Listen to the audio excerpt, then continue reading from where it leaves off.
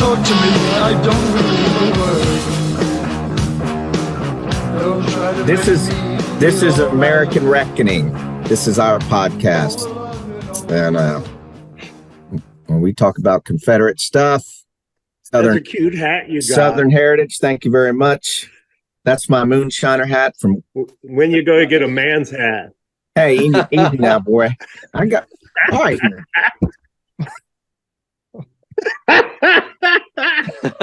There you go. You got to go with the Van Zandt hat.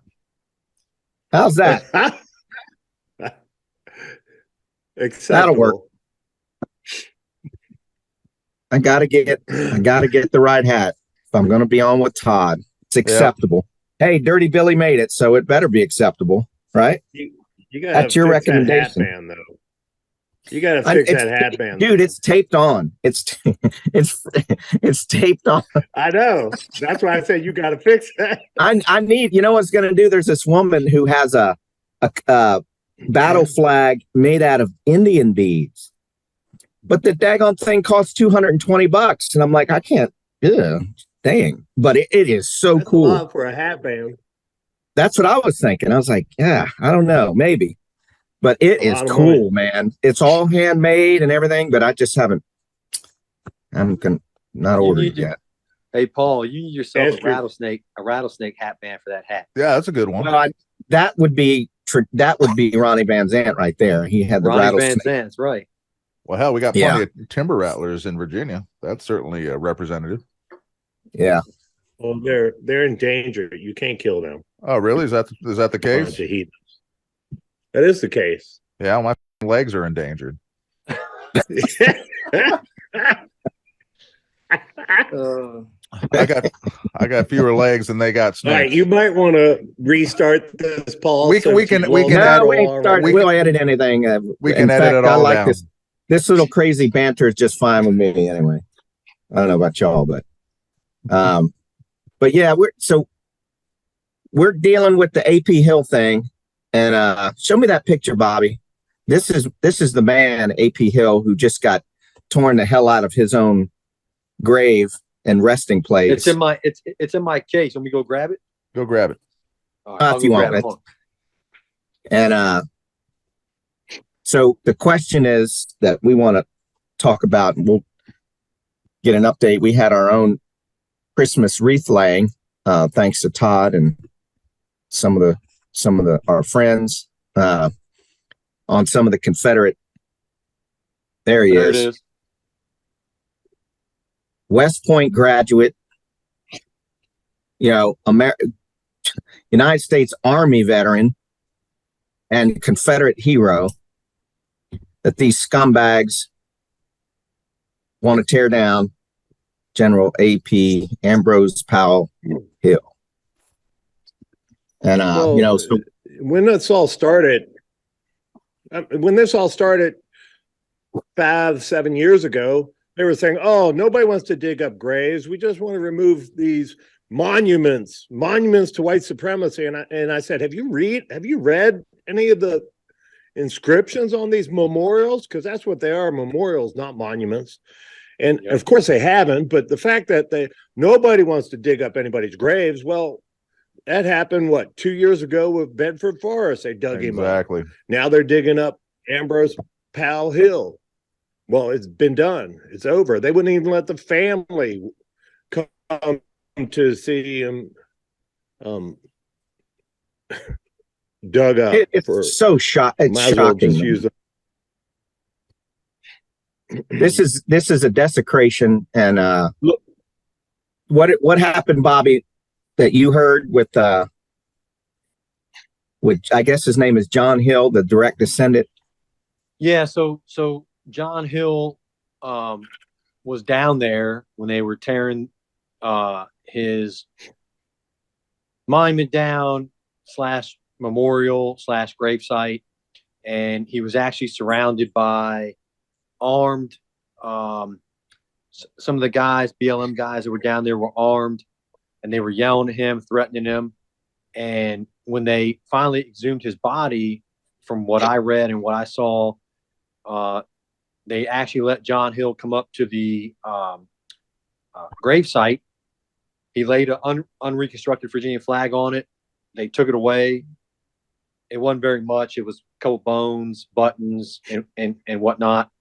And the whole time they interviewed him afterwards, and they said that the horrible mayor that they have down here, LeVar Stoney, who's not even a human being at this point, it's all about money. They all profit off it. They all profit off these, taking the remains and taking what's left of the memorial and donating it to these Black history museums, all this stuff.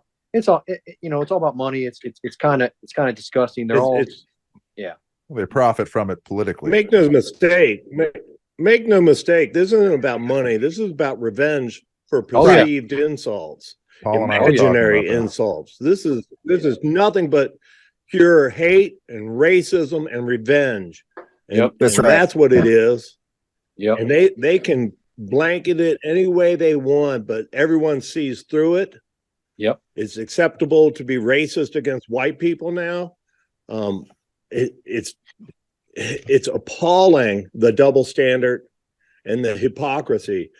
Yet, like I said years ago, when they said, "Oh, they weren't going to dig up anybody," they just wanted to move these monuments to someplace more appropriate. Well, those monuments have been destroyed. People have been dug up. It's never enough. Each year, if you give them everything they want, if you appease them and give them what they want, next year they'll come back and ask for more. They will never be happy because they're totalitarian, authoritarian people who want everybody to think just like them. I think they're going to force you to. I think one of the things about what we're trying to do with this podcast too, American Reckoning, is tie it back to these are a bunch of Marxists. They're using this anger and this vengeful horse dung for their advantage. And there's a bigger plan, which is destroy not anything American. And that's coming to a theater near you. And without doubt. They're using this, and I say they. Who is they? I mean, it's hard to identify when you've got a massive movement of Marxism. And that's what's going on. They're complete top to bottom of our government, in the American government, and all our institutions is set up now to completely destroy all. And you say white people, and it is, they're using that as the easy angle, the easy anger little twist to get at that divisiveness that they need to begin to get inside the psyche of those of us who are not afraid, who are the last groups of people that they need to take out. And so they're targeting directly our ancestors. And what scares me the most, if they can take these graves of some of these high profile, then they can come after your own ancestors' graves. All it has to do is be labeled a Confederate cemetery or Confederate this, and they will exhume and remove those bodies. I only think it's a matter of time. And that's such a shame. I mean, what are we going to do? Are we going to sit there and just, allow that to happen? I don't know. It seems crazy to say that someone would have the gall to go that far. Like Todd was saying, you keep pushing the envelope, and just, it's almost like they keep seeing how far they can go. Mm-hmm. And it's a very scary time. And we better figure out what's going on. And I don't know what that looks like, but well, and as we're seeing now, they're coming for more than just Confederate graves. I mean, now they're starting to attack. You've seen Lincoln monuments attacked in various places. I mean, they're coming for the American founding. They're coming for everything. The whole idea is to strip the identity. Go ahead, Todd. It's all tied they're all the issues are tied in together. The perversion they're teaching children in school, in kindergarten, the gun control, this is all the anti-Christian attacks now. It's all tied in together to deprive. Hold on. Crap. I lost you. It takes out, we still see you. It takes out the soul of our heritage, our people. You know, America, when I say people,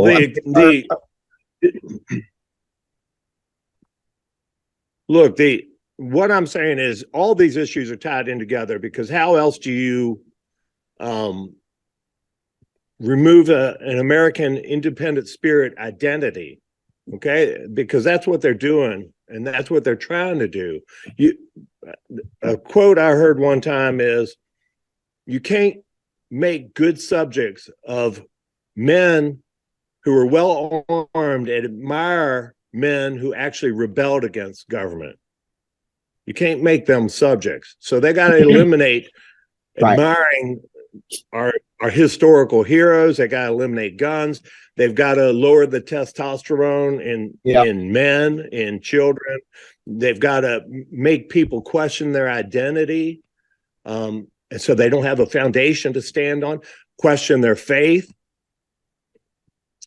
Because make no mistake, this is a war between God's side and evil side. Look at everything the left is supporting here. It's all satanic. Yeah. It's all evil. And it's humanistic. They want to remove God and Christianity from people's lives. It's a true spiritual war going on. It's silent in terms of it's not this great Armageddon yet, so to speak, but it is in a way. It is a incredible spiritual battle of our souls on this planet. And we know what the truth is, and this is about the truth versus falsehoods. And this is all spreading lies, spreading hate, spreading division. This is all Satan. And I don't care even if you're not a Christian or anything. I mean, if you can't figure out what's up and down and what's right and left, what's a man and what's a woman, man, you got some serious health problems, and you've been taken over inside your soul, boy. What's right and what's wrong? Government servitude or freedom? And it's nothing less. Well, and Paul and I were talking about this a bit earlier as to the culture of us here in United States.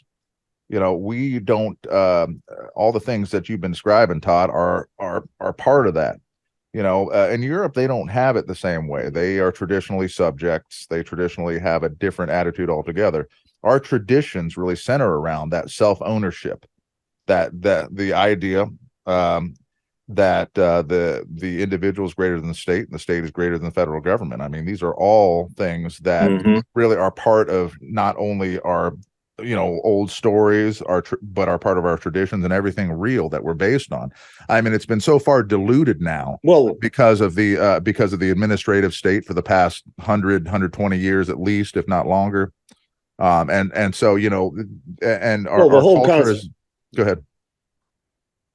The whole Constitution and Bill of Rights is based on to protect individual liberties, which should be the first duty of the government. That's something that's different from anything else in the shithole world. A new concept, the individual rights and his freedom is protected. Right. A new concept in the world. Right. We are not owned by years ago. By the governors. We own ourselves. They do not own us. We may have responsibilities to our society through our church, through other things, through social interaction, but we freely partake in those. And by default, no one can have claim on ourselves, our bodies, our labor, anything like that. That's very important to remember. Well, to piggyback off what Todd just said, and I couldn't agree more with what Todd just said. But with good versus evil, I mean, we see it every day in everyday life, right? We see it in commercials, we see it in media, we see it. If I was an outsider come to this country, I would think this country was half black, half white, Right. or everyone was interracially dating, right? I mean, because of commercials and everything like that, right? And so gay. and gay, right? Right. So, Yeah. gay, A huge percent of gay, which, that's actually a pretty small percentage pound for pound. well, again, the media portrays it like it's a normal thing. It's a normality, right? And it's Right. not Mhm. normal. Actually, in the Bible, it's a sin, Right. Yeah. So, And OG, so go ahead. so I mean, I always grew up with the old expression, and it's kind of an ironic expression too. But God said Adam and Eve, not Adam and Steve, right? So Love that. Yeah. so it all goes back again to big media, and who controls the media? The left controls the media, Yep. right? And the left. If you look at demographics in the media nowadays versus say 20 years ago, I mean, it's self-explanatory, right? I mean, you have minorities running the media. And and it's not so important that they're minorities. It's important the culture that they're espousing. right. Right. Exactly. And that's really important. The real problems with race really don't have to do with race. They have to do with cultures, because culture Exactly. tends to follow along racial lines. You know what I mean? The culture is the most important thing. Exactly. Yeah. Because there are people of all races who would agree with us, but the fact is, like I said, culture tends to fall along the lines of race, because the world is still pretty old. Everybody thinks everything's new and we're all modern cosmopolitan, and that's true to an extent, but by and large, people still grow up in towns. They still grow up in countries. They still grow up in nations. They still grow up in cultures, even when they're here, especially because of multiculturalism, this multiculturalism idea in the United States that encourages people not to come together, form a common culture, become Americans, understand what even when they are given the citizens, a test to become citizens. This whole idea. But that's relatively recent. Yes. That's different than what people came here even one generation ago. I had family. I knew families that came here, and the parents spoke their language from the old country, but they wouldn't speak it in the house, and they wouldn't speak it. They wanted their kids to be Americans. You're saying they wanted to assimilate and be American. Right, and that's very important. And in fact, if they spoke the old language when visitors were there, the kids were reprimanded for it. Sure, and that's another important point, is that the reason for immigration is not racial. It looks racial if you don't understand what's going on, but the whole idea is that so the culture we have is not inundated by other cultures, especially ones that are much more sympathetic to dictatorship and other things, because that's all they know, because that's where they come from, and that's how they understand things. You get too many people too quickly like that, and all of a sudden a voter base starts to be very sympathetic towards those things, and I think that's exactly what's happened personally. Well, to go on your definition of culture and race, I'm gonna piggyback off what you said, Aaron. Another big issue. I mean, take the monuments, or as Todd said, memorials, because really they're memorials. You have a fraction of people that move down here that aren't from here. Yeah. Primarily they're from up north, right? And in Virginia, you're talking. Right. In Virginia, yeah. right? And like for example, I'm the only local on my street. Yeah. Right. Everyone else is from like Connecticut, New York, Massachusetts, all these Yankee blue states. Okay. Right. So when you and we all know that the reason they moved down here is to get away from their crappy ass politics, right? Mhm. Or at the very least to seek opportunity on a fertile ground, so to speak. Right. And then and then when they moved down here and they tried to assimilate into our culture, our Southern culture, right? They They want a bunch of changes.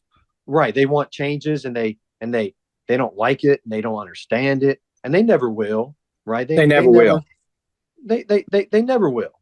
And so, and that's a big issue too. And again, they're in cohorts with the media, right? The media pushes it, right? And I refer the media to is from where they're from.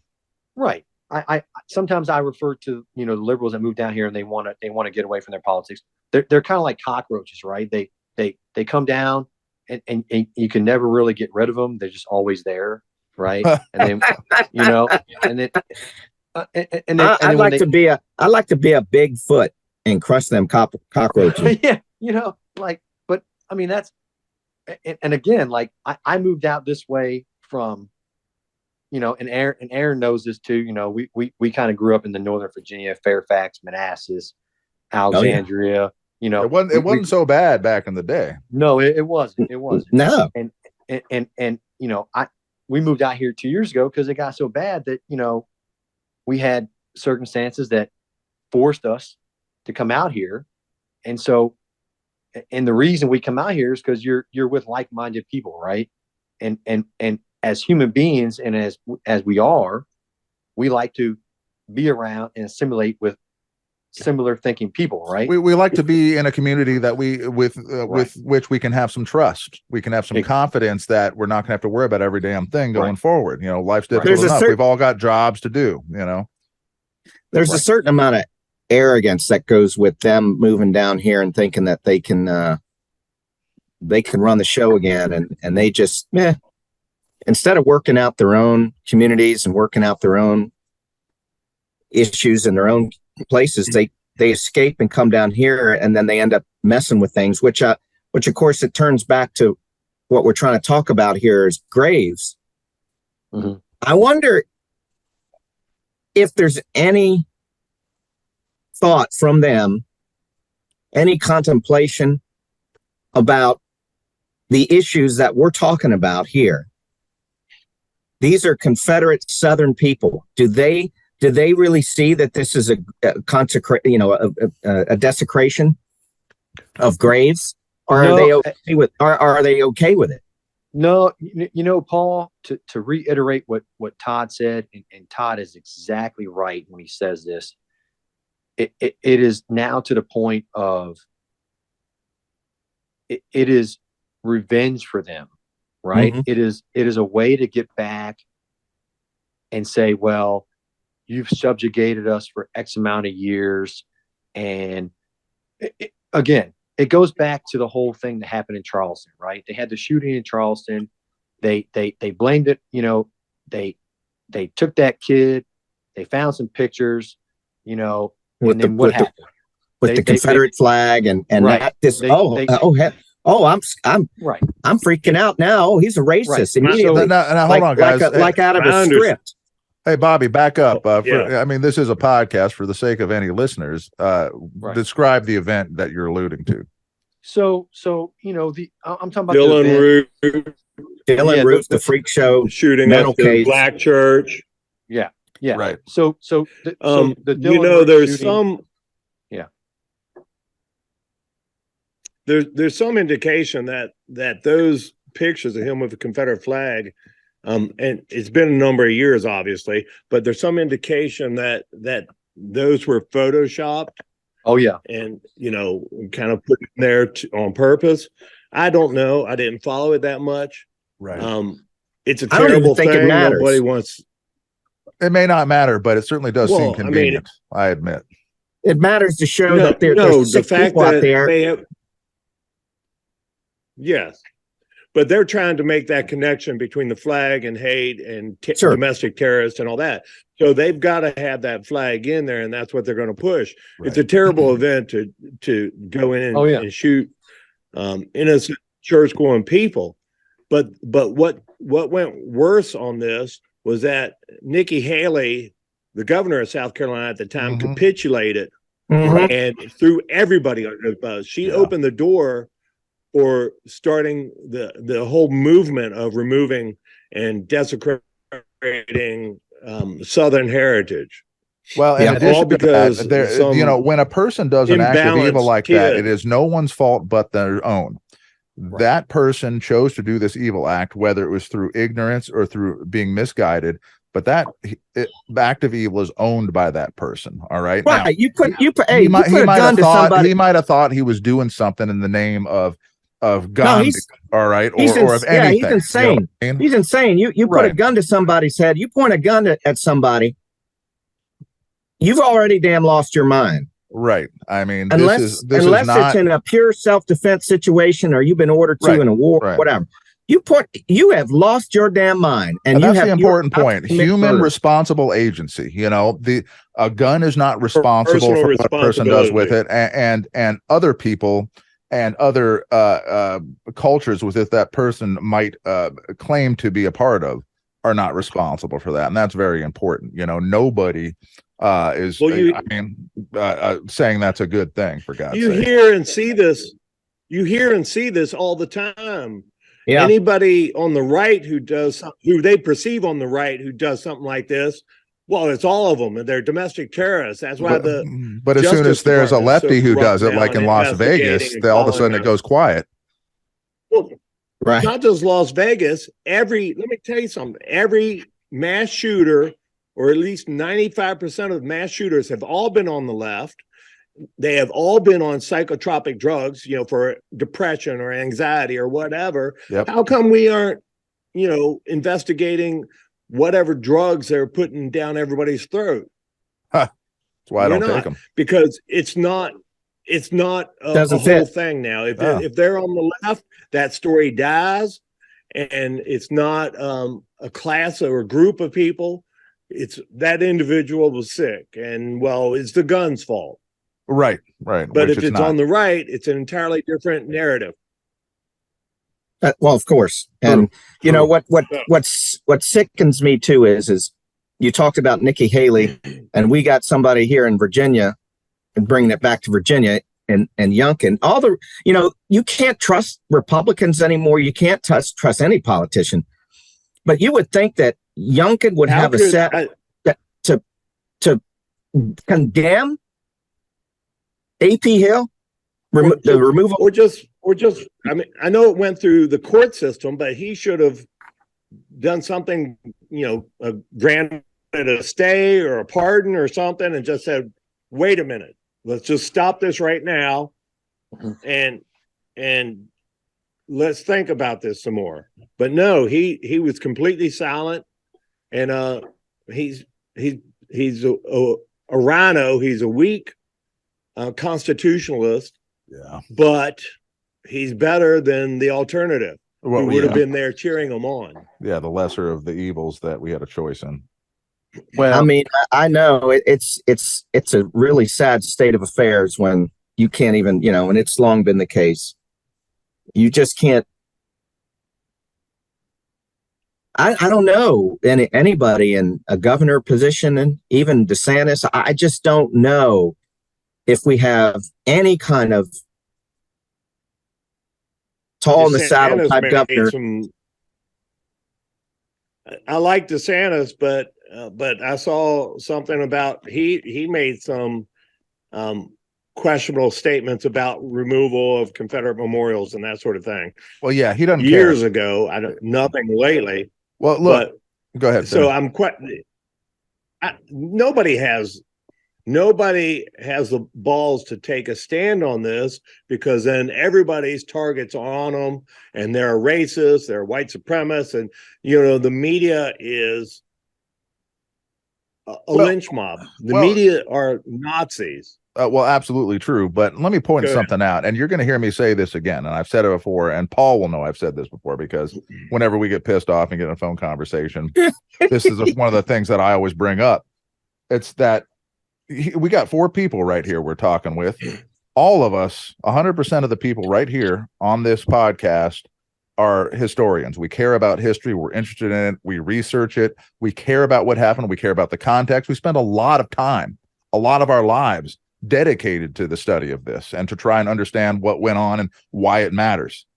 and we are, even take historians that we might disagree with, professional and otherwise, it's probably less than 20% of the population. We're lucky if it's 12, probably. And so most people, when historical issues come up, just want them to go away in the most expedient way possible. And that would include politicians that we probably would agree with for the most part, like guys like DeSantis and so on. So even when you get guys that are pretty good on the conservative side of things, they still, they don't need, this is just something that's going to mess up all their policy stuff. They just as soon take the path of least resistance, get it out of their way, unless they're going to take a stand as a historian. And I don't know of any who have ever done that really in my lifetime. I mean, that's the real problem. It's like, so even you get outside of that political influence, even most people who just want to watch Monday Night Football and aren't politicians, most of them don't give a shit about history. And that's the thing. We give a shit about it so much, and they give. It's part of our culture and heritage. We understand we're historians because we care about our ancestors. We know where we came from. We love. Right. It's more than just fireworks on the 4th of July. We love our culture so much and where we came from because it is cool. I'd be honest with you. I'm sorry. It is. We have invented so many things in the United States, in America. We have come so far, and those are our people. And that is what is targeted. They want it destroyed fast and without a shot. And that's that's what this is all about. Let me tell you this story. When I was running the Civil War Museum here in the Shenandoah Valley, I'd have people from up north come in and they'd say, we don't really know much about it. You all you pay attention to it a lot more. Why is that? And I'd say that's because the war was fought in our backyard. Exactly. It wasn't just the men went away to war. Exactly. The women and the children saw it. The graves are here. The memorials are here. Yes. The stories. Growing up, my father told me stories about our great grandfather and other characters who were notable in the Shenandoah Valley. Yeah. It's in our blood. It's in our backyard. It's something that we dealt with and learned from and been part of all of our lives. Yes. Up north, they don't care because the soldiers went away to war and that's it. They went away to war. They're in Lincoln's army. It just, nobody came up there to fight. Yep. And then that's where they have the gall to come down here. And so many populations from Europe have moved into the North primarily since the time of the so-called Civil War. And so they are even further removed from it. A lot of them have only, at best, sparse ancestry that had anything to do with it. And that even assumes they care about ancestry that far back. We also have to remember that I don't know if General Kemper actually said this. We've all seen the movie Gettysburg and right. His famous quote when they're sitting around the campfire and saying, the government of my home is my home. Virginia would not allow itself to be ruled by some foreign power over there in England or by some king in England, right? Or something like that, right? So what they will never really understand is our ancestors being Southerners and we literally, and not only literally, but figuratively, we established this country. I mean, look at the first, 4 or 5 presidents were all Virginians, right? Yep. Or they were all Southerners. Virginia, right? Virginia's the mother of presidents? Right. We established this country. Yeah. Right. The only other state that has the most presidents behind us is Ohio. Right. So, you have to look at it like that. Like we are just look at our legislative body. We've been around 400 years, right? It's the longest running legislative body in the country, let alone, from what I know of, right? In many places. Yeah. In many places. Right. And also to piggyback off what Todd said, and even what Aaron said, Northerners will never they never really cared because they were really never taught it. It's that old Right. adage of, the spoils go to the victors, right? So they get they get to write the history and all this stuff, right? If you were to sit down and have a conversation with my wife when we first started dating, and she says, well, and she grew up in Illinois, right, where Lincoln is prevalent, Lincoln is everywhere, and then when you go to read on Lincoln, like Paul said when you guys were talking about in your other podcast, Lincoln was not who the historians culture and the public says have made him out to be. It's the popular history, yeah, not Right. what the So- popular history would say. So I basically told her, I was like, go read up on it yourself, and you'll find out that Lincoln was this way, and everything ties in together, right? So politics, media, Lincoln, it all fits together like a nice pair of shoes or cowboy boots, right? It all fits, and so you have to. Amen. You're right. You're dead on right. That's exactly it. And it is a very not painful, but it's an eye-opening experience. Oh yeah. To when the truth is unveiled.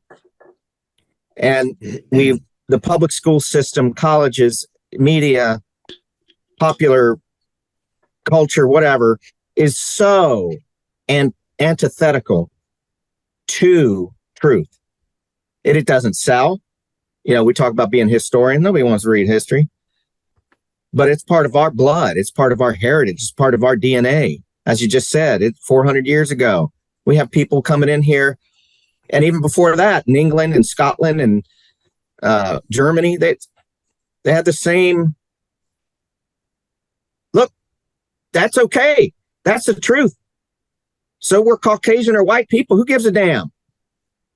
We established this country. The taken from common law, from our ancestors, established things over here, and then made it one better.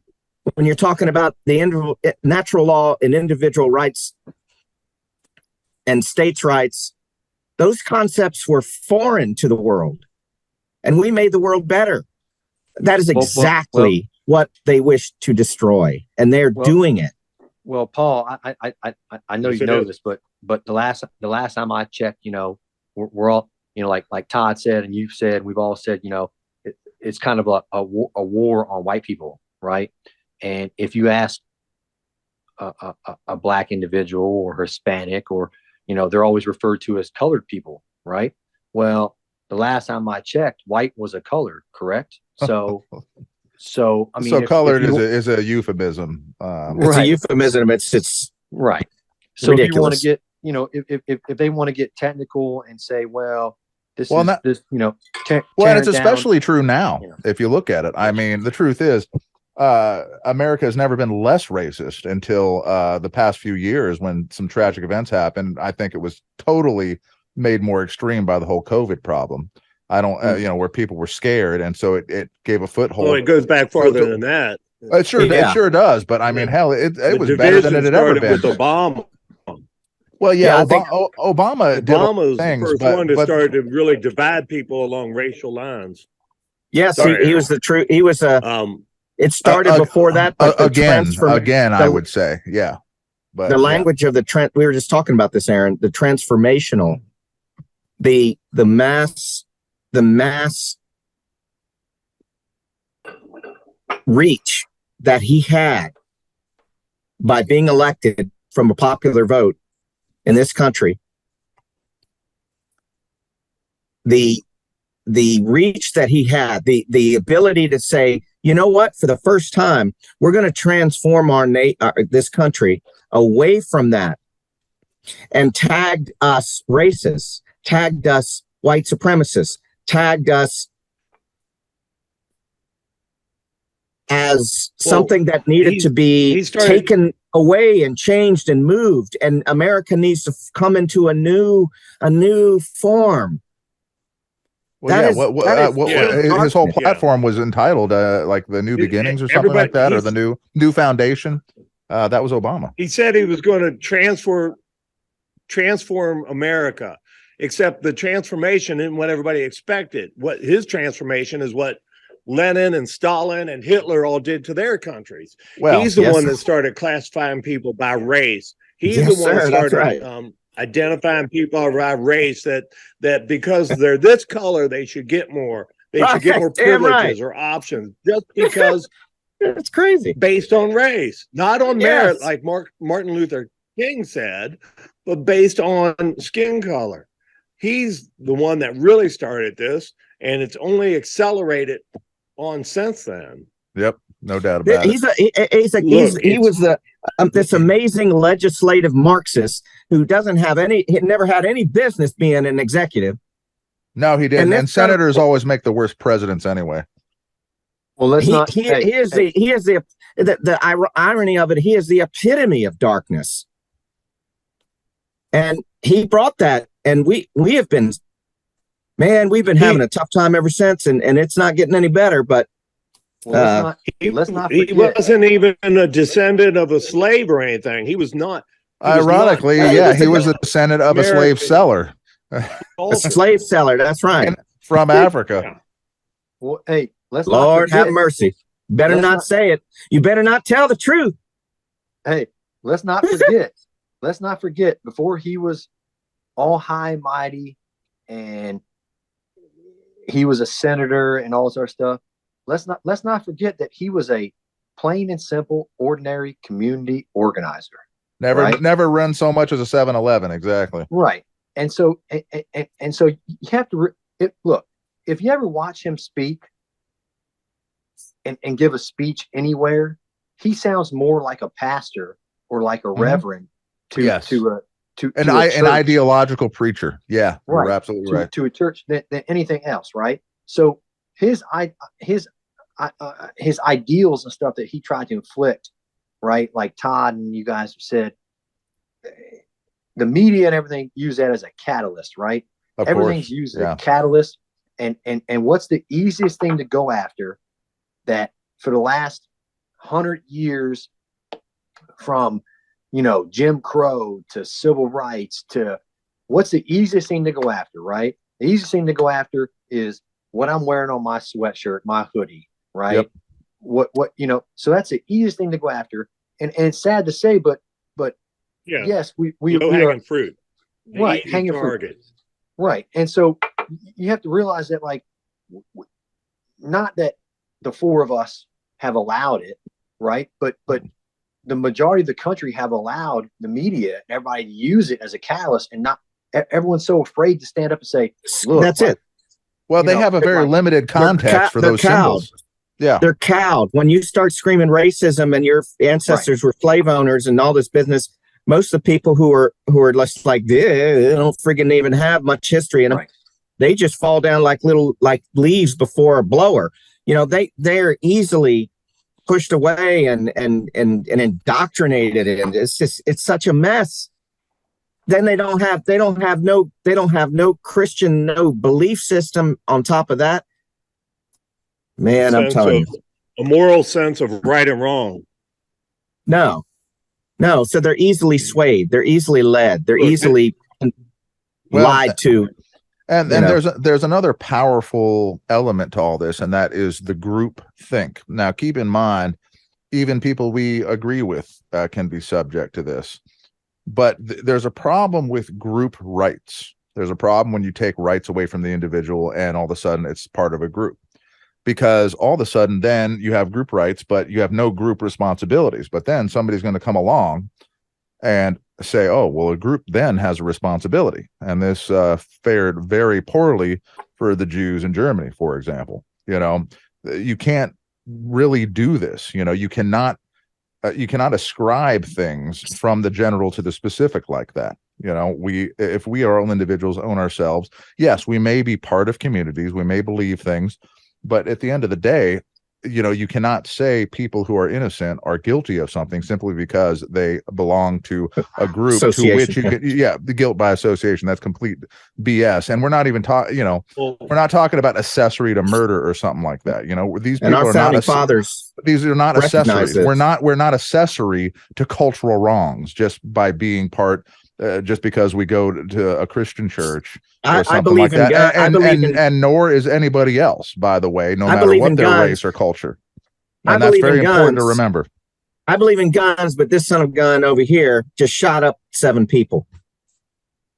Do I aspire and agree with what this crazy person did? On what basis might you be blamed? Of course, I mean, because you're a gun owner or something like that. because I'm a gun owner, Right. because I believe in the Second Amendment. Right. But No, that is the division. That is the lie. Right. The perception that they want to drive is that if you own a gun, you think like this person, and you ready to get off on the. For all of know, those who think that racism is so bad, which I agree, racism is a bad thing. Don't do what a racist does in that case. Don't make a black box. Don't make a magic box into which you throw every one of your problems and say it's all these kind of people.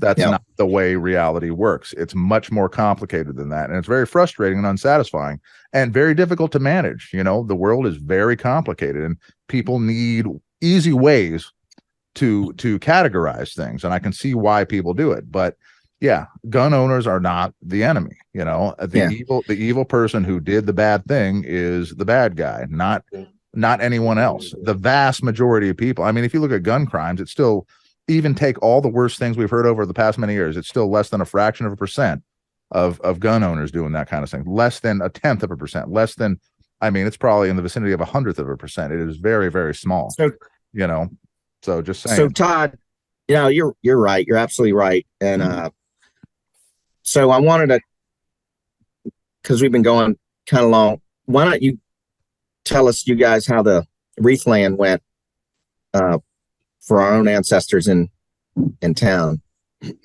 Well, hey, can I say one thing and then Todd can chime in? Go ahead.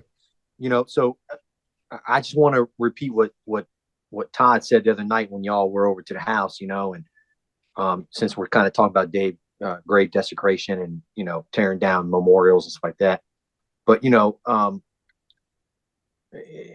again, it goes back to the public doing research that, you know, like 98% of Confederate soldiers were never slave owners. Right. Number one. Number two, you know, they were like shopkeepers, you know, and farmers. And, you know, it's like that, right? Okay, Bobby, I'll throw this in. The 1860 census says that only 4.8% of the South owns a slave. That's the 1860 census. Okay. Now you can continue on. All right. So that's on the record, in other words, Todd. Wait a minute. Did you just throw out a fact? We're not getting it. It'll be disputed, but if you're going to get scalded for that. If you can actually do math, it comes out to 4.8%. So you'll hear a lot of gnashing of teeth and screaming. Last time I took statistics, that's a statistically significant amount. So in reality, you know, all of our ancestors that are buried and you know, I'm sure Todd can vouch for this, and you know, I sure can vouch for it. But you wouldn't believe how many times in my reenacting career, being a Confederate reenactor, I've been called a racist, or my family was a racist because they fought for the Confederacy and they were nothing but slave owners. And then you got to sit down these people, sit them down and say, look, like, my family didn't own slaves. My family fought because y'all came down here telling us how to live our lives. And, you know, and where I come from, Sherman, Grant, and Sheridan are fighting words, right? So, I mean, Sherman and Grant were slave owners. They were slave owners too. And you know what? Hey, I got relatives that were slave owners, and I'm proud of them. I don't give a daggone about. But yeah, not for being slave owners. It wasn't about not for being slave owners, but for being Americans at the time, following the Constitution and trying to bring their crops in. Yep. You know, a lot of these people were given 550 acres, 100 acres, this and that, for fighting in the Revolution or fighting in the War of 1812, and then they prospered and they made even more land, and then lo and behold, boy, you got a bunch of crops and everything. And you know, look, put yourself in their shoes. And I'm not an advocate for slavery in any sense, but I don't judge them. They own slaves, so god dang what? Well, and of course, that is a whole protracted discussion Look, we could get into. Right. We'll talk about that another time, another yeah, podcast. that's a whole nother. I'm gonna throw in on top of that real quick. Every culture in history owned slaves. Right. Every culture in history Yep. had slaves. Even in the Bible, Jesus says the slave should obey the master, but he also and I forget which book it is, one of the Gospels. Paul, I think, says to a master that you need to treat him like a brother in Christ. Yes. Because he is. So it was an economic system that had always been. Right. If somebody falls on hard times, they couldn't declare bankruptcy. They could sell themselves into slavery, and not all slaves were laborers. I mean, and there were also bookkeepers and especially back then, but there were also limited forms of slavery. Indentured servitude was technically a form of slavery. Yeah. You know, the there's plenty slavery, of Irish and Scots sold into slavery. Yeah. Now, but you know, we're getting on Germans too. Now. A lot of Germans too. The Heights over there, and I was up at Belgrove last night doing a tour. They were the Heights there. Yeah, those are my ancestors, and he was an indentured servant for the British up in the tar pits up on the Hudson River for 7 years before he was able to get on out of there and got with some other German people, come into Fredericktown and established all that. But anyway, Hey, Paul, Aaron. So my grandmother, who is 87 years old and was born in 1935, and is still around. First time she met my wife's parents, we were living in Manassas, and we grew up in a stretch of Alexandria where Route 1. When I grew up on the white side of Richmond Highway or Jefferson Davis Highway, and there was a black. I know what you're talking about. And there was a black side of Richmond Highway, right? And when I was growing up, we didn't go on that side of the Richmond Highway, and they didn't come on our side. And so, and there's an area down near us called Gum Springs where George Washington housed all his slaves, and it's still there. And a lot of the descendants of the slaves actually still live there to this day, right? Same in Fairfax where I grew up.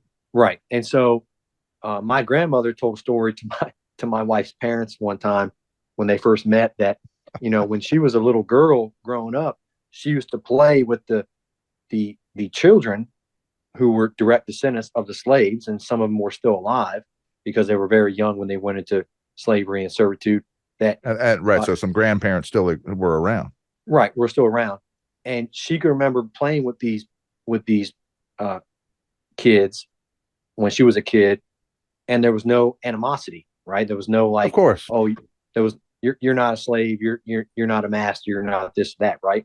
So that generation, you know, I call it the World War II generation, you know, or before World War II generation on, you know, really people nowadays don't have that firsthand knowledge, right? And so when I was growing up, that was passed on, and I remember when I was a kid, we used to go over there and talk to these people and play. And, you know, I'm almost 42. So this is in the 80s, right? So yeah, it was normal. You have to remember that T.C. Williams and all that stuff, you know, desegregation happened in 71, but it was still very segregated, right? So what I'm trying to get at is all this ties into exactly what we're trying to talk about tonight is the animosity and the revenge and stuff that they want to inflict on our Confederate tearing graves. down memorials, going at graves, stuff like that. But no one has taken the time to really sit down and say, hey, at one time we all got along. What was the culture actually like? Exactly. Yeah. Right. Yes. That is very, very important. I think what Bobby's saying is where this came from has all been ginned up in the last few decades, and I can't even say how many decades. You said few. I would take that to mean at least three, and I think that's right. 6, 7. But it's been ramped up. But It's been ramped up hard in the last 12 years since because it's a Obama. tool. It is a tool, and there's not enough living memory for most to dispute it. It's a tool for the Marxists to pull down America more, and this is all goes into everything else we've talked about. Every other issue today has been to subvert American that American identity, that American individualism, and put hate in people's mind for perceived insults, perceived wrongs that really aren't or weren't there. Well, it's not even that. It's you have all these people going to college, and then they're taught that they're victims while they're there in college. By the way, you know, I mean, and we've got a couple of generations of this. They're all pushing the New World Order. The Marxist oligarchs will rule over us. The New World Order, which they don't realize they won't be part of. Right. Look, and when all this started getting heated up in 2015, I told them, I said, it doesn't take brave men to defile the memory of men long dead in their grave. These are cowards that attack this, and they're bullies. And if you get them alone, they don't want to have anything to do with it. They don't want to insult your family or ancestry. But when they're in a group, you see what happened in 2020 with burning and riots for nothing. And BLM has already stated that they are a Marxist organization. Marxists found it to destroy the American family. And to tear apart the nuclear media family. Covers all that up.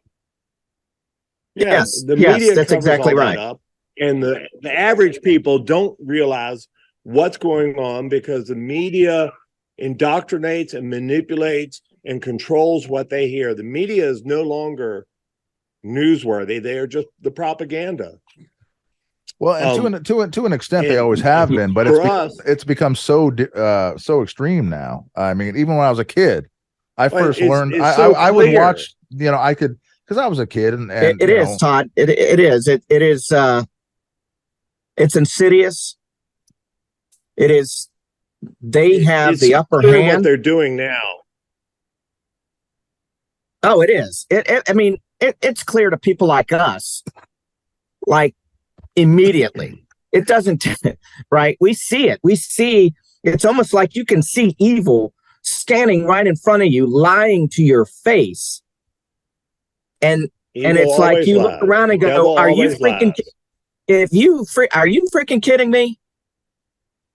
I mean, you look to your left and right and you see all these people that you love or you care about or you've got friends with or you work and with and then all of a sudden they're like COVID, they're going to the light like a bunch of gnats, you know, and it's like, oh my God, what are you doing? Yeah. You people are being led by evil, by the devil, by Satan. You're being led by a false prophet.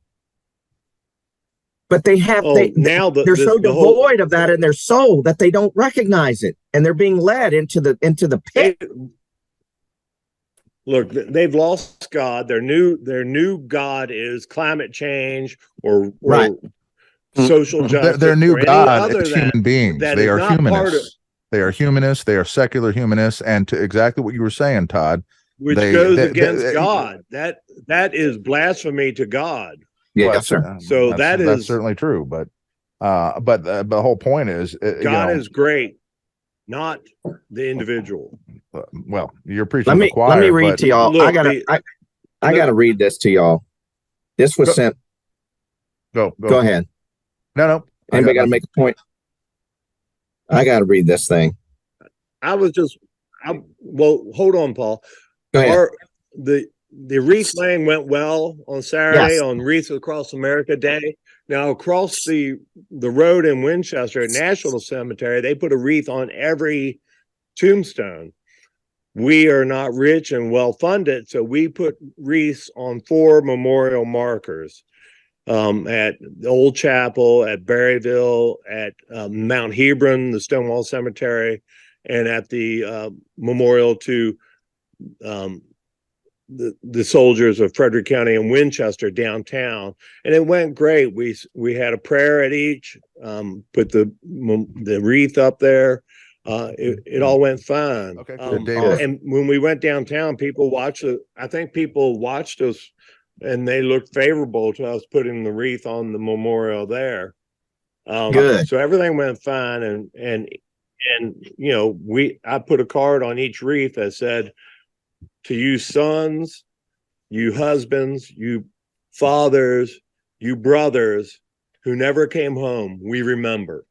All right. And God bless you. I think that's what it's all about. That is what it's all about. And, you know, we are descended from these men, and we're all brothers, and we're special in our ability to turn back fear and hate and give back to our ancestors. And it's incredibly important. And I think for people to see that in public, like we do, is so important, that we can't be coward, that we are going to recognize our ancestors in the middle of the pedestrian mall. I don't care where it is. And you mentioned this, the wreaths across America and all the Arlington Cemetery, and even my grandparents are recognized, and I get it, over in Arlington, but we're not going to forget our Confederate people. And you mentioned just across the way there, explain real quickly what graves are there, and that they were taken care of. Yeah, that's a national cemetery for United States soldiers from many wars, from many generations. My father could have been buried there, but he said he didn't want to be surrounded by a bunch of Yankees. Yeah. But I mean, it's all good, but I have a question. But it just shows you, it's so sad that Confederate veterans are American veterans. They are American soldiers. Well, Paul, Yeah. Paul. Absolutely. And the government, the Congress passed a resolution recognized Confederate soldiers as American soldiers in 1957. Well, yeah. Yeah. And even before that, even before that, they had pensions from the federal government under a lot of circumstances. 1906. I wrote an article on it on TurnerAspeyCavalry.com. So, but it explains those laws and the importance of those laws that people seem to forget. Let me leave everybody with this was, and we can stay on after this, Aaron, if you want, but let me, Todd let's go can ahead. bail out. The three of us can stay on after Todd. No problem. So this was written, this was texted me by a friend of mine in the UDC, but it's called The Virginians of the Valley. And it reads, the knightliest knights of the knightly race who, since the days of old, have kept the lamp of chivalry alight in hearts of gold. The kindliest of the kindly band who, rarely hating ease, yet rode with Spotswood round the land and Raleigh round the seas, who climbed the blue Virginia hills against embattled foes and planted there in valleys fair the lily and the rose, whose fragrance lives in many lands, whose beauty stars the earth and lights the hearths of happy homes with loveliness and worth. We thought they slept, the sons who kept the names of noble sires, and slumbered while the darkness crept around their vigil fires.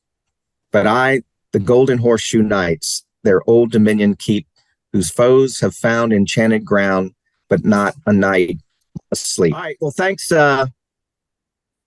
you guys, for joining, and we'll catch you next time. Hopefully y'all can join again soon. Yeah. All right. Good to talk to you all. Yep. Great contributions, guys. Family Thanks. duty callers. I'm all for it. See you. Yep. Next time. See you, man. I have heard lies, don't have a dream, I have nothing but myself.